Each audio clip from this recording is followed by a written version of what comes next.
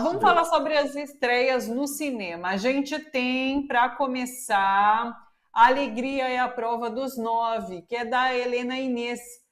Que explica para mim, eu vi o trailer, eu até fui procurar um pouco mais, porque ela é uma personagem no filme, né? E ela tá Isso. junto com o Ney Matogrosso, os dois personagens ali no filme que ela dirige. E o que você achou do trailer? Você achou meio estranho? Você tem trazido uns trailers, é que eu não assisti ao filme, mas uns trailers loucos demais, que eu não entendo nada, por isso que eu vou depois ler. Eu espero para te escutar, mas eu vou dar uma lida para ver o que é isso aí, né? Achei meio malucão. Bom, eu não escolho as estreias de cinema, né? Eu apenas trago as que eu acho mais significativas para nós. E uma delas é essa. É um filme dirigido e atuado pela Helena Inês, que é uma atriz assim de primeiríssima importância na história do cinema brasileiro. A Helena, aliás, nessa semana mesmo, ela foi super badalada nas redes sociais, todo mundo deu os parabéns, fizeram eventos no Rio de Janeiro para ela, porque ela completou 85 anos de uma trajetória maravilhosa e continua nativa e continua uma mulher moderna, libertária, inteligente. É assim um exemplo. Essa mulher é um patrimônio brasileiro, Thalita. Ela começou como atriz lá atrás, lá no Cinema Novo. Depois ela participou do cinema dito marginal e foi fazendo filmes assim espetaculares, como Bandido da Luz Vermelha, Mulher de Todos. Foi assim, é uma trajetória assim de vida e artística totalmente exemplares. E ela também dirige, é uma mulher cultíssima, ela tem uma cultura literária e teatral assim de embasbacar a gente. Conversar com a Helena é um grande barato, é um grande prazer. E nesse filme, que tem a sua estranheza, ela dá curso à sua veia libertária mesmo. O título, para quem conhece Oswald de Andrade, sabe que essa é uma frase que está no Manifesto Antropofágico de Oswald de Andrade. A alegria é a prova dos nove, né? Que foi aquele grande movimento que renovou a literatura brasileira da Semana de 22 e tal, Oswald de Andrade, Mário de Andrade, um monte de outras pessoas, Vila Lobos, Di Cavalcanti, que renovaram as artes, né? Trouxeram o modernismo para o Brasil, e o Oswald sempre teve essa característica libertária de ir contra os costumes, contra a caretice, ser muito assim antenado na modernidade. E eu estou fazendo um pouco essa digressão para situar o filme. Sim. E essa veia libertária do Oswald foi, vamos dizer assim, incorporada pelo pessoal da Tropicália nos anos 60, final dos anos 60, começo dos anos 70. Turma de Caetano, de Gil, né, de Bethânia, de Gal Costa, cultivaram Oswald, cultivaram o modernismo brasileiro e reatualizaram aquele que já tinha sido uma atualização artística e de cabeça do próprio país. E a Helena estava nessa jogada toda, né? Até pela trajetória toda dela, ela coincide, passa pelo tropicalismo, ela não era uma tropicalista, mas passa pela influência do tropicalismo, trabalha em filmes libertários e nesse trabalho dela, ela não por acaso dá esse título, que é um título já avisando ao possível espectador ou à espectadora que vão estar diante de uma obra de libertação, ou seja, de libertação política e dos costumes. É uma obra que incorpora alguns trechos autobiográficos da própria Helena, quando ela fez uma viagem ao Saara com o então marido, que era o Rogério Sganzella, o grande diretor Rogério Sganzella, que já nos deixou há bastante tempo, né? e que teve com a Helena duas filhas, que é a Djin e a Sinai, que são também artistas, atrizes. Uma delas está nesse filme, que é a Djin, né? A Sinai é uma documentarista. Então, toda uma família do cinema brasileiro, uma família artística do cinema brasileiro. Então, ela incorpora um pouco essas memórias dela, mas isso num primeiro momento, dialogando com um personagem que é um personagem ficcional, tal, que é chamado de Lírio Terron, e que é interpretado pelo Ney Matogrosso, que todo mundo sabe quem é, e que é um artista absolutamente admirável e que também partilha dessas ideias libertárias.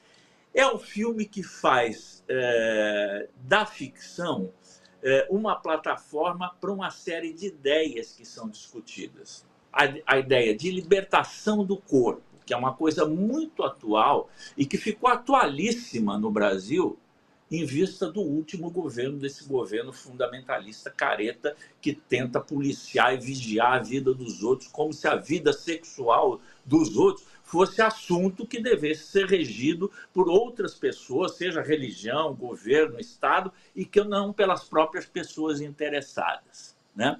Então, vai se encontrar essa personagem da Helena no papel de uma sexóloga libertária e que adere a teses do psicanalista também libertário, me perdoem estar usando repetidamente essa palavra, mas não é possível falar desse filme sem se referir a ela, William Reich, que entendia que a libertação do corpo, a libertação do prazer sexual e do desejo tem um caráter político, no sentido de que pessoas liberadas não aceitam o totalitarismo e, sobretudo, não aceitam o fascismo, porque o fascismo é coisa de gente reprimida sexualmente. Essa é a tese do Reich e que eu abraço totalmente, eu concordo plenamente com isso. Esse pessoal é tudo gente que vive na retranca sexual, não são pessoas bem resolvidas, são muito mal resolvidos e querem que a sociedade seja como eles, querem impor à sociedade esse tipo de repressão. Esse filme discute, através de uma série de ficções, de esquetes, uns funcionam melhor que outros, na minha opinião, mas todo o conjunto do filme é isso. É um grito de liberdade que chega em ótima hora para todos nós. Que necessário, né? Que bacana ter ser contemporâneo, de alguma forma, de uma pessoa como Helena Inês, né? Que bacana, que legal. Tá nos cinemas, então, Alegria é a Prova dos Nove, diga. É um privilégio nosso ser contemporâneo da Helena. Puxa vida, que grande personagem brasileira, da cultura brasileira, né? Vamos em frente. A gente fala agora sobre Fúria Primitiva, do Dev Patel. É interessante, né, que ele é o protagonista e o diretor do filme também, né? Que traz aí... Bom, o Zanin explica pra gente. Me lembrou muito aquele outro filme que também trata de uma história parecida. É uma superprodução, né? Que é aquele Tigre Branco. Me lembrou Tigre até Branco, ele em questão das imagens, né? Nós comentamos aqui. E esse filme aí, ele é estrelado e dirigido por esse Dev Patel, que estava naquele filme que ganhou Oscar e tudo mais. Quem Quer Ser um Milionário? Lembra-se desse filme? Acho que vocês se lembram todos desse filme. E ele é um cidadão britânico, mas de origem indiana. E estava naquele filme, acabou ficando famoso com aquele filme. E agora traz esse filme, Thalita. Olha, eu fui com o pé atrás, porque já tinham me falado, esse filme é super violento, tal, e não sei o quê. E realmente é violento. Ele é inspirado numa lenda hindu do Hanuman, né? É um ícone que representa a força e a coragem na mitologia hindu, né? E esse papel dele é o de um jovem, um rapaz que ganha a vida em lutas clandestinas. Ele se fantasia com uma máscara de macaco, né? Ele é apelidado nas lutas de Kid. E ele é pago para realmente para apanhar, para fazer assim, são lutas combinadas, né? E tem os lutadores com os quais a plateia simpatiza mais, então ele entra para fazer toda aquela coreografia de luta, para apanhar e ser derrotado, para resistir um pouco e ser derrotado no final. Essa é a profissão dele. Mas nós vamos descobrir que depois, por meio de alguns flashbacks, que são aquelas voltas que o filme faz para o passado, e mostram ele criança, que ele tem um trauma infantil muito sério. E ele vai entrar numa trip de vingança de alguém que fez muito mal a ele e a sua mãe, né? Ele vai tentar, através do personagem dele, de se introduzir nos meios mais fechados da sociedade hindu, atrás de um determinado elemento que ele julga culpado dos seus traumas de infância. E o filme, ele é muito bem coreografado. Para quem gosta de luta, eu não sou muito fã desse tipo de coisa, mas para quem gosta de luta, você tem que reconhecer que elas são muito bem feitas, muito bem coreografadas, né?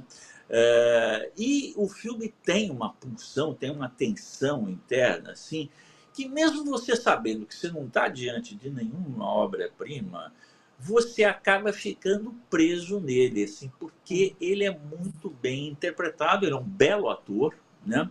As lutas são, como eu disse, muito bem coreografadas e você tem um jogo fotográfico muito expressivo e que incorpora, esse achei o ponto mais interessante do filme, e que incorpora nessa trajetória de vingança elementos culturais da Índia muito significativos.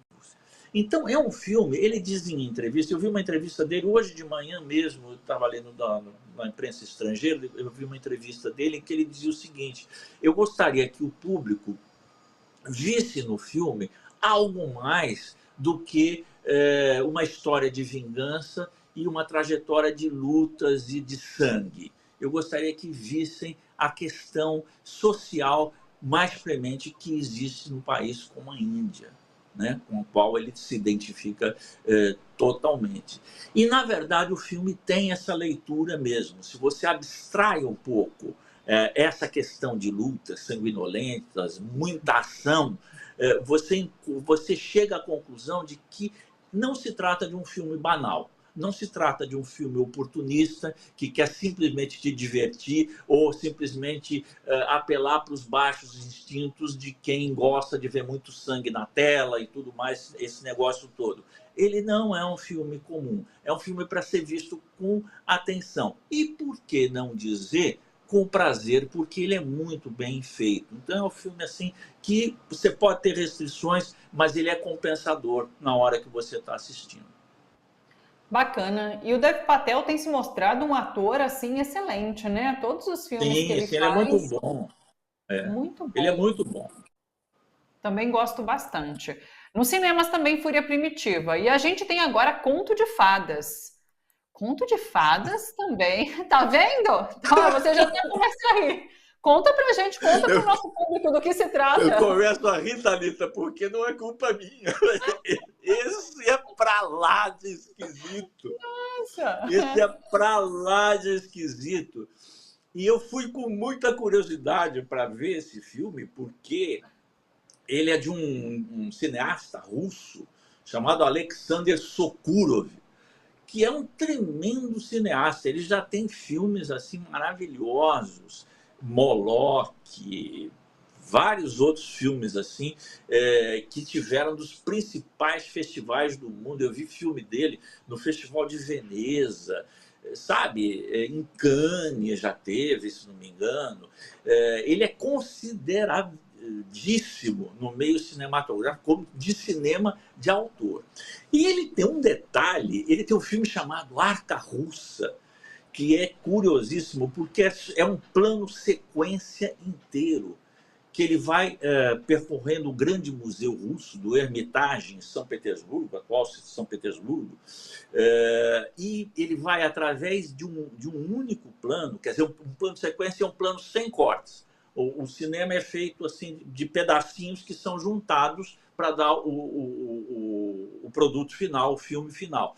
Mas os planos de sequência são planos mais longos, às vezes tem plano de sequência de 5, 7 minutos, já é uma proeza fazer isso. Ele fez um filme inteiro em plano de sequência, quer dizer, da história e a tragédia da Rússia, que é um país magnífico, de uma história magnífica, que vem lá do czarismo, grandes artistas, Dostoiévski, Tchaikovsky e tal, a Revolução Russa, né? Tudo isso, né, num país assim que é apaixonante. A cultura russa é algo de apaixonante. E esse cara é um grande representante da cultura russa atual.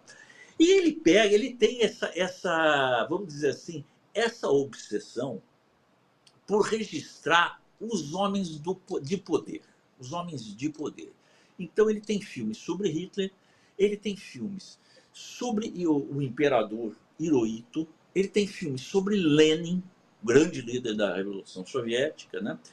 E nesse filme aqui, o que ele faz? Ele pega alguns dos grandes personagens e faz com que eles contracenem no purgatório. Eles estão mortos, ele usa todo um recurso de imagens reais desses personagens e faz com que eles falem e dialoguem num ambiente fantasmagórico, que é como ele imagina o purgatório, daqueles que não foram ainda para o inferno, também não foram para o céu. Estão lá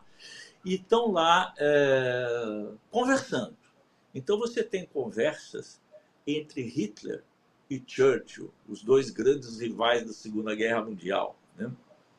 Você tem imagens de Mussolini, né, falando com eles também, falando em italiano com eles, né? Você tem imagens, numa certa hora, de Cristo. Como é que ele botou Cristo no purgatório? Eu não entendo muito bem. E ele tenta fazer um balanço da vida dessas pessoas. A maneira como eu entendi o filme é o seguinte: é ele tentar mostrar como é vazia essa ideia da busca pelo poder. Então ele traz essas figuras, né, tirando Cristo de lado, mas ele traz essas figuras que tiveram um imenso poder, principalmente na época da Segunda Guerra Mundial, né? Que foi a época que definiu, foi a guerra que definiu os destinos da humanidade. Depois de 1945, que é quando ela termina, até os dias de hoje, né? Guerra Fria, predomínio das duas grandes superpotências que saem da guerra, Estados Unidos e União Soviética, depois a dissolução da União Soviética, fim da Guerra Fria, mas tudo tem raízes, se você for buscar, na Segunda Guerra Mundial e como ela se desenvolveu. Ele faz um balanço disso através da fala dos personagens, para tentar mostrar que a busca desmedida do poder acaba não levando a nada, que é algo que mais ou menos a gente sabe disso. Eu só senti esse filme com uma grande ideia que acaba não sendo muito bem realizada e acaba girando em torno das mesmas questões. Então, apesar de ser um filme curto, acho que ele tem 77 minutos, uma coisa assim, um filme curtinho para os padrões de longa-metragem hoje em dia, né? Que se faz filme de 2 horas, 3 horas, daí para cima, né? Ele é curto para os padrões atuais, mas mesmo assim me deu uma sensação meio de monotonia dele ficar girando em torno das mesmas questões e sem ter precisamente nada de muito novo para dizer. A ideia é legal, o visual é muito interessante, a maneira como ele pega essas figuras históricas, né, que poderiam ser representadas por atores, e aí não teria graça nenhuma, mas são as figuras históricas mesmo, reais, tiradas de filmes que foram feitos com elas na época, né, e faz essas pessoas falarem e contracenarem. E o cenário é muito interessante, Ele lembra muito, para mim, me lembrou muito os cenários de um grande ilustrador francês, que é o Gustave Doré, que ilustrou a Divina Comédia, e ilustrou, portanto, o Inferno, o Paraíso e o Purgatório. São assim, pinturas e gravuras fantásticas e que dão um visual muito interessante. Mas, tirando isso, eu achei meio redundante, como eu falei. Mas é quem tiver curiosidade e quem gostar de coisa estranha, tá aí um prato cheio. Uma experiência, né? E interessante como a tecnologia proporciona, né? Esse tipo de filme, aí com a fala, muito Sim, interessante. sim, sim. E Né? A gente tem. Diga. do ponto de vista da tecnologia, ele é muito interessante. A gente tem que É, reconhecer isso. bacana. A gente ganhou 5 minutinhos. Vamos trazer uma dica de streaming? Pode ser? Pode ser. Eu só queria dar uma, se você me permitir, usar um minuto para falar dessa mostra Léa Garcia no CCBB, Pode ser, que vamos começa, nessa. que começa agora, vai de 25 de maio a 23 de junho. Quer dizer, tem um tempão aí para falar. A grande Léa Garcia, não sei se vocês lembram do ano passado, ela estava sendo homenageada no Festival de Gramado, ela faleceu durante o festival. Foi uma comoção assim enorme no Festival de Gramado. É uma grande atriz, né? E ela está em um sem número de filmes que vão ser passados assim comemorando o que seriam os 90 anos da Leia, né? Ela está principalmente um filme que é trazido é o Orfeu Negro do Marcel Camus, que é um filme dirigido por um francês, mas ambientado no Brasil e inspirado na peça do Vinícius de Moraes, Orfeu da Conceição, que traz o mito de Orfeu para as favelas cariocas, né? É uma peça dos anos 50. Esse filme do Marcel Camus, ele ganhou o Festival de Cannes e ganhou o prêmio de melhor filme estrangeiro, que era como se chamava o filme internacional naquela época no Oscar. É um filme conhecidíssimo, assim, badaladíssimo, e a Leia trabalha nesse filme. E traz outros grandes filmes em que ela está, como Ganga Zumba, do Cacá Dias, Compasso de Espera, do Antunes Filho, Feminino Plural, da Vera Figueiredo, e principalmente eu queria destacar Filhas do Vento, que é um filme belíssimo, do Joelzito Araújo, no qual a Leia contracena com a Ruth de Souza, que nós falamos recentemente, por causa de um documentário sobre ela. Então, são duas grandes damas do cinema brasileiro, e aqui o foco está na dona Léa Garcia, nesse ciclo do CCBB, que deve ser acompanhado. De streaming, então, você quer que eu escolha um streaming, não é isso? Isso. Então, vamos falar, assim, rapidinho, do Sugar, que está na Apple TV. São 8 episódios. Tem um diferencial interessante para nós. 5 desses episódios são dirigidos pelo Fernando Meirelles, pelo nosso compatriota Fernando Meirelles, que todo mundo conhece, que é o diretor de um hoje clássico do cinema brasileiro, que é A Cidade de Deus. E aqui, o Sugar é uma série que trabalha assim numa espécie de reatualização de um gênero do cinema que foi muito popular nos anos 40, 50, até 60 do cinema americano, que foi o cinema noir. Filmes de policiais, de detetives particulares, principalmente, filmes meio ambíguos moralmente, em geral em preto e branco, com aquelas luzes contrastadas que lembravam muito o expressionismo alemão, do grande cinema alemão dos anos 20 e 30, e que fez muito sucesso nos Estados Unidos. Eu gosto muito, sou fanático por esse tipo de filme.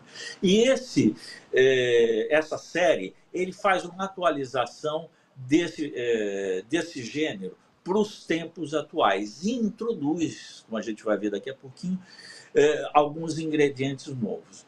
O filme é interpretado por um ator muito conhecido também, que é o Colin Farrell. Ele faz o papel desse John Sugar, que seria um detetive particular. E ele é procurado por um cara que é um produtor de cinema e que está contratando esses serviços do Sugar para encontrar a neta dele, que teria sido sequestrada, que desapareceu, teria sido sequestrada e não se sabe dela, e ele não quer envolver a polícia.